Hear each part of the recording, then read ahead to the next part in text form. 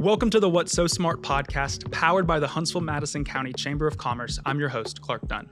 Huntsville, Alabama is known as a smart place, but really, what's so smart about it? In this podcast, we will talk to the leaders of Huntsville's economic and cultural development to answer that question. From rockets to genomics, from cyber to music, What's So Smart will explore the visionary and data-driven initiatives that make Huntsville so smart.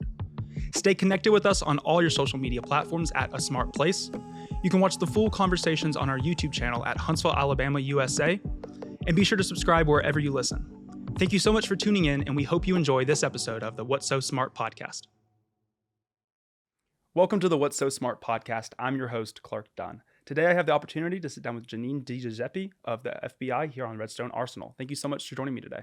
Thank you for having me, Clark. It's a pleasure to be here. Yeah. So I know that your FBI career has taken you all over the country. Talk a little bit about what brought you here to Huntsville and kind of what were some of the stops along the way. All right. So I arrived in Huntsville about 6 months ago. I had previously to coming here, I was a special agent in charge in the Albany field office for the FBI. And I was actually the first female SAC in the Albany office. Okay. Wow. Great, amazing team up there. And I don't know if you guys know, but like special agent in charge, you guys probably know Johnny Sharp. You've probably talked to him. He's been around here for a long time. He was the SAC in Birmingham. Okay. But as the SAC up in Albany, I had jurisdiction for all operations that we did and all the personnel in the upstate New York area, 32 counties in the entire state of Vermont. Wow. So the SAC position is a culmination of an agent's career. That's what we all strive for. Okay. And getting there, I've now been in the Bureau for 25 years, and I spent most of my time as a criminal agent working either public corruption, violent crimes, child exploitation, and drug cases. Wow. Yeah, so great. That's what we all love doing. Every time you promote up in this organization and you're dealing with personnel issues or financial struggles for the organization, you're like, why did I ever leave being a case agent? Because that's really why we all joined the organization as agents. But I was lucky enough for about 4 years in my career, 2 different overseas assignments. One was in Iraq. I was there supervising the Major Crimes Task Force, which was a very rewarding career. We supervised agents from all U.S. federal law enforcement that deployed over there and to teach Iraqi law enforcement how to conduct investigations and to teach them about rule of law. So Wow. I spent about 1.5 years doing that, which I loved. Then I went back to Salt Lake for a year and then was fortunate enough to be asked to go to Afghanistan to be the FBI's lead for the development of their biometric capability. I spent almost 2 years there doing that. It was just an amazing opportunity. So I've been all over. Yeah. I would say I've even lived in Memphis. I had opportunities to go to FBI headquarters. But from Quantico, Virginia, before I went to Albany, I was the Deputy Assistant Director for the FBI's Training Academy, which was amazing. The longer you're in a government organization, you get those times in your career where you may become a little bit cynical. And so going to the academy and seeing the quality of individuals that we're recruiting to be FBI agents, as well as intel analysts that are coming into this organization, even during trying times, it makes you feel great about the organization and where we're heading. And so all of that led me to my selection as the Assistant Director for the FBI's Insider Threat Division here in Huntsville. Wow. So, I mean, was I guess going through college was the dream to always be an FBI agent or work for the FBI, or when did that sort of, opportunity first come for you? I've always wanted to go into law enforcement, but my father was in the military, and prior to joining the Bureau, I actually was commissioned in the U.S. Air Force for almost 9 years. So that's where my first stop was. Okay. And then as I was in the military, I started thinking about like what I had always wanted to do. And I always wanted to be like a street cop. Okay. But as I matured and became older, I realized that I probably don't have the temperament and the patience that our state and local law enforcement professionals have, because dealing with the community day in and day out, and some of the struggles that they have to face, probably wasn't the best route for me. And I say that in jest because like state and local law enforcement are big partners with us. Yeah. But because I had been an officer in the Air Force, and I'm like, where can I really make impact, not just in a local community, but nationally and internationally? It was the FBI. So Okay. after about 9 years in the military, I transitioned and applied and was fortunate enough to be selected to go to the academy. Wow. Yeah, I was stunned. Like, I talk to folks. I have friends down here that I was in Quantico with 25 years ago, and we talk about how lucky we were, and that I remember sitting in my office at Offutt Air Force Base, and I was like, "Oh my God, here's the letter." It's kind of like when you're trying to find out whether you're going to get selected to go to Yeah. the college you want. And I opened it, and I was stunned because we all have good qualities, but when you think of the FBI, and to this day, after 25 years, even with the ups and downs, it is one of the best organizations in the world, Wow. with regard to law enforcement. Yeah, and I couldn't imagine that feeling of like, you know, you've been wanting to be a part for so long, and then you apply and you get in, and then now you've on a 25-year journey of a career that that's brought you to Huntsville. When you got the assignment to come to Huntsville, what was your knowledge or understanding of Huntsville, Alabama at that time, and were you excited about coming here? So I knew a little bit about Huntsville because when I was at the training academy, we actually had a small footprint down here. So I Okay. made one visit when where our compound is right now was like a pile of dirt. So I was excited. Originally, my position was actually based in Washington, D.C. Okay. And then when the deputy director spoke to me, he said, we're considering shifting the position to Huntsville. And I'm like, I didn't really know much about Okay. Huntsville. I knew it was in Alabama, but I was like, wherever you need me, that's where I'll go. And then when they made the final decision, then I was like, I told my friends, I was like, whew, like, because I love DC, Yeah. but being away from the mothership has its benefits. Okay. So, because I'll tell you, my peers in DC, the briefing cycle, and it's just I think a tougher environment and life with the commute and Yeah. the cost. So I was very happy to hear I was coming to Huntsville. Yeah, and so I mean, you've done so many different moves all across the country, all across the world. Is there? I mean, Huntsville is a unique place, and you've only been here for a few months. But was the move and just your initial first? You said 5 or 6 months you've been here. Is it comparable to any other cities you've lived in, or is Huntsville just a unique place that's different than all the other places? I think it's unique in a couple of ways, but primarily because our facility where I work is on Redstone. It's on a military base. And although in Iraq and Afghanistan I worked in military bases, those were overseas. So it was a little bit different. Yeah. So that aspect of it, and really what we're doing in Huntsville as an organization, is very unique to any other place that I've been in the Bureau. I mean, the vision that the director and our former senior leaders had to turn this into our innovation center and technology and the development of training. You know, some folks compare it to like Quantico, where we go new agents. You're getting your undergraduate. What we're developing here is like a master's and PhD training facilities. It's an easier way to understand it. Okay. So I know that the FBI's had a huge presence here in Huntsville for over 50 years, but over the last few years, they've gone through a lot of different expansions. Can you talk a little bit about what's the work that's being done here on the campus of Redstone Arsenal for the FBI, and kind of what makes it such a unique place? So I think what's unique is we're trying to become more proactive in the identification of insider risk. And we're doing that down here because of the talent pool that they have in Huntsville. There is a large amount of tech talent in Huntsville, which fits right into not only what my division does, but we have the IT infrastructure that's down here. We have our OTD, which is they do the development of different technologies for the Bureau.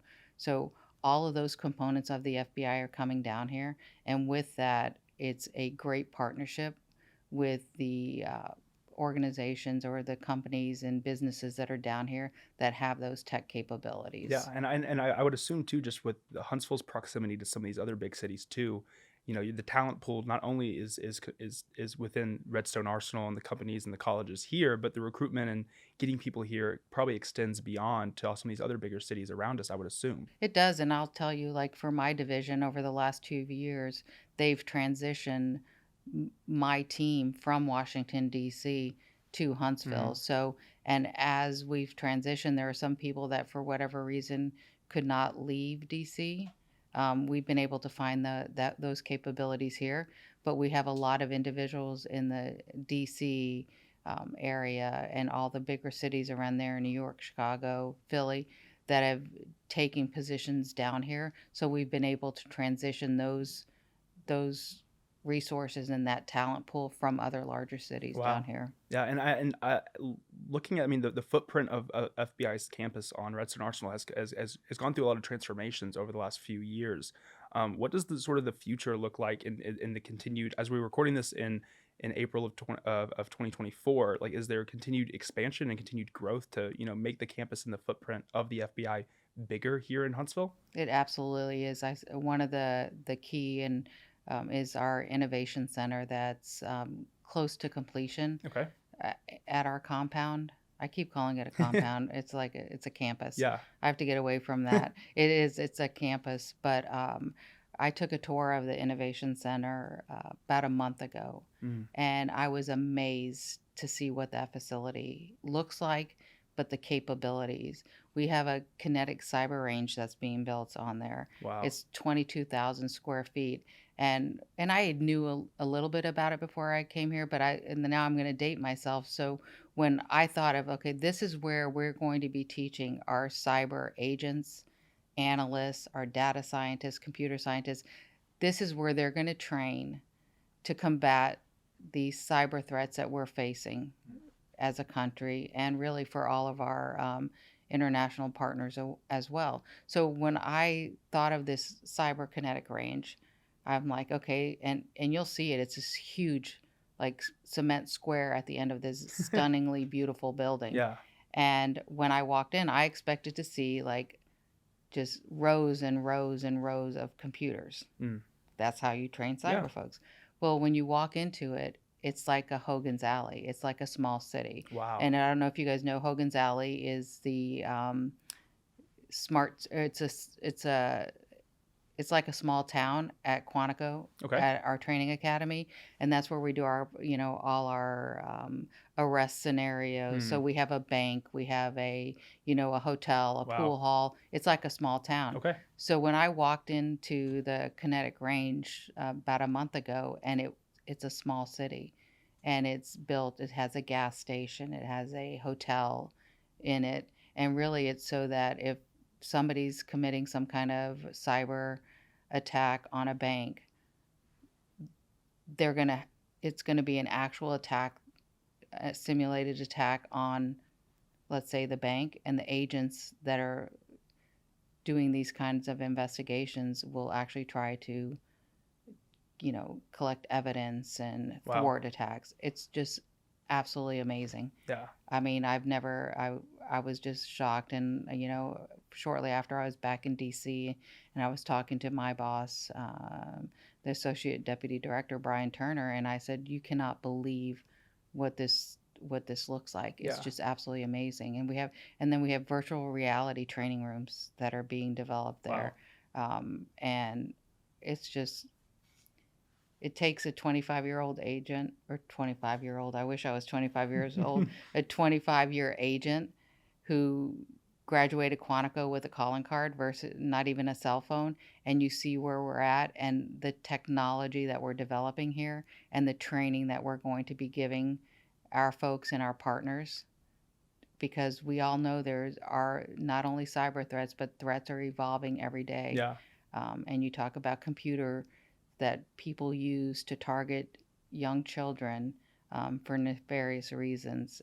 So the technology that's being developed here and the capabilities that are here, it's just astonishing. Yeah, and I think it's a testament to, like you mentioned earlier, just about all the other smart things that are happening in Huntsville around the FBI's headquarters. I mean, it's not that, it's like you can go down the street and go down the road on the Redstone Arsenal and be at another facility for another company that's doing some pretty remarkable work that could be probably applied to the work y'all are doing at the FBI, and you're all are kind of, like you said, on this big campus with each other.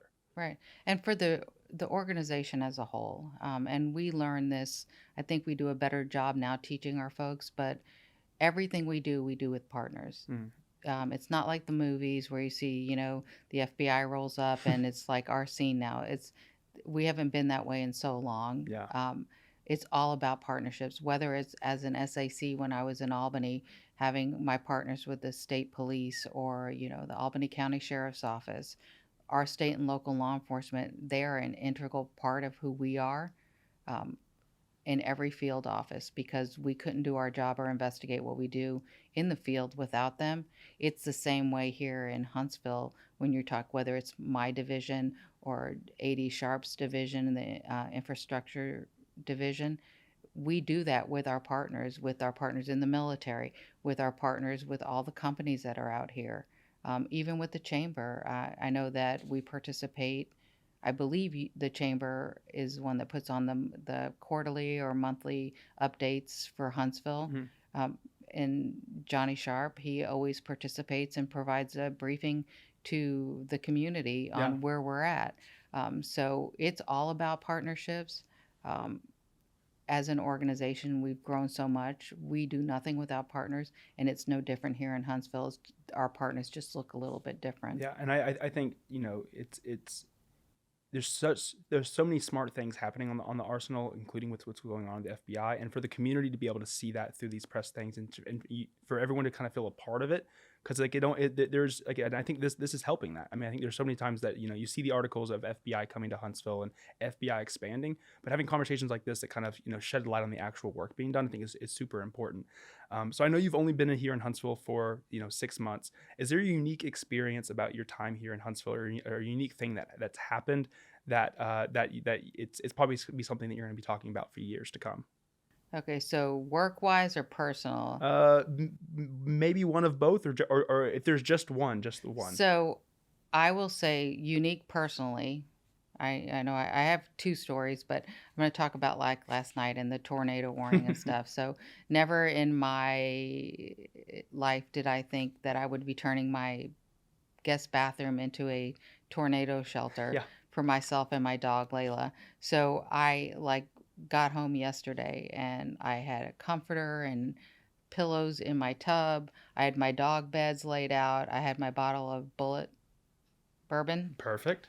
Water and food for my dog, and I had all my power charges all up plugged in and stuff, waiting for the siren to go off. And then about like 10:30 at night, I figured I'm good to go and was able to take everything back. But I know probably people are used to that, but it was a little odd and different. So. Yeah, it's something you've probably never thought you would have that experience in Huntsville, and you've probably never had that thing to happen before. Yeah, so I thought it was kind of funny. Yeah. I mean, my delivery isn't great, but it was to me it was a little funny. Work-wise, I would say the unique thing for me is because I'm an agent and I've spent my career working investigations or leading individuals who are responsible for conducting investigations. And so coming here and having the honor really of leading a group of men and women who have such technical skills and capabilities. Every day I'm learning about not only how the organization and my division is growing, but really what that looks like for the country, for the city of Huntsville, what capabilities are out there, and really capabilities that are being harnessed and developed to help protect the communities we serve as an organization, and really to keep our country safe and our partners, international partners. Yeah. Well, thank you so much for joining me today and sitting down and learning a little bit more about the FBI's campus here on Redstone Arsenal. We'll have all the information, any links and stuff like that in the episode notes or the description of the video. But I thank you for taking the time to sit down with me today. Thank you. It was a pleasure, and I didn't need my note card. Thank you so much for listening to this episode of the What's So Smart podcast. Stay connected with us on all your social media platforms at A Smart Place. You can watch the full conversations on our YouTube channel at Huntsville, Alabama, USA, and be sure to subscribe wherever you listen. Thank you so much for tuning in, and we hope you enjoyed hearing more about what makes Huntsville so smart.